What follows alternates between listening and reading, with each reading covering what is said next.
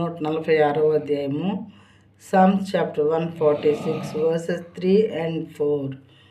Put not your trust in princes, in a son of man, in whom there is no salvation. When his breath departs, he returns to the earth. On that very day, his plans perish. రాజుల చేతనైనను నరుల చేతనైనను రక్షణ కలుగదు, వారిని నమ్ముకొనకుడి.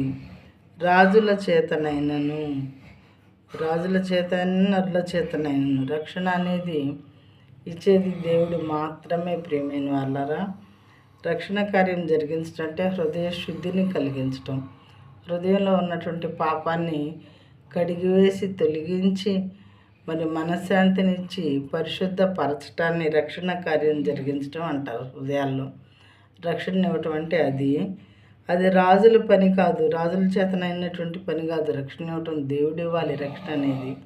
ఆ తర్వాత నరుల చేతనైనను కాదు, సామాన్య మానవులైన వారు మరి వాళ్ళ రూపాలను మార్చుకున్నా లేదా వాళ్ళ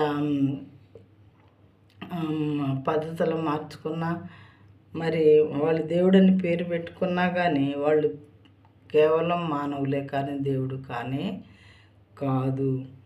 అలా ట్రీట్ చేయబడాలి అని వాళ్ళకి ఇష్టం అవుతుంది, కొంతమందికి అలా రెడీ అవుతారు. కానీ వాళ్ళు మానవులు మాత్రమే. ఎదుటి వాళ్ళ హృదయంలో రక్షణ కార్యం అనేది వాళ్ళు చేయలేరు. హృదయ శుద్ధి అనేది మరి ఇతరుల మనసులో తీసుకొని రాలేరు. దేవుళ్ళు కాదు, నరులైన వారు పిలిపించుకున్నా కానీ దేవుడు అని పిలిపించుకున్నప్పటికీ మరి మానవుల హృదయాల్లో రక్షణ అనేది చేయలేరు మానవులు, వేరే మానవులు అని ఇక్కడ వాక్యం చెప్తున్నది.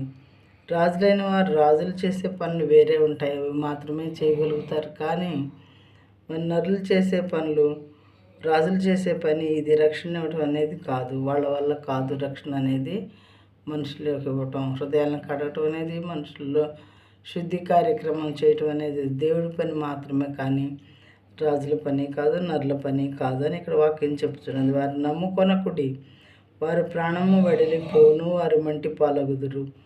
అందరు మానవులు చనిపోయినట్లే వారు కూడా ఒకప్పుడు చనిపోతారు. వారి సంకల్పాలన్నీ కూడా ఆనాడే నశించిపోతాయి అందరిలాగానే. కాబట్టి వాక్యం జాగ్రత్తగా మనం మనసులో పెట్టుకోవాలి. రాజుల చేతనైనను నరుల చేతనైనను రక్షణ కలగదు. వారిని నమ్ముకొనకుడి, దేవుని మాత్రమే నమ్ముకోవాలి.